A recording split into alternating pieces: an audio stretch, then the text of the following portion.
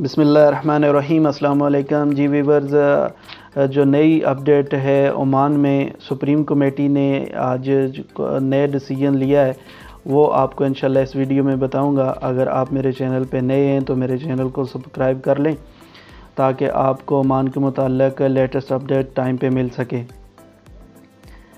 मस्कत city को जो lockdown किया हुआ था, जिसका टाइम पूरा हो रहा था 22 अप्रैल को, आज एक नया इजलास हुआ सुप्रीम कमेटी ओमान का। उन्होंने इस चीज़ को रिव्यू किया और अब उन्होंने इसका टाइम एक्सटेंड कर लिया और इसका टाइम अब बढ़ा के उन्होंने कर दिया है 8 मई 2020 जुमे वाले दिन सुबह 10 बजे तक। अब मस्कत का कंट्रोल बदस्तूर उसी तरह फ़ौज के पास और जो हिफाजती उन्होंने चौकियाँ लगाई हुई हैं, हिफाजती चेक पॉइंट बनाए हुए हैं, वो इसी तरह रहेंगे और किसी को भी आम नकल व हरकत करने की इजाज़त नहीं होगी।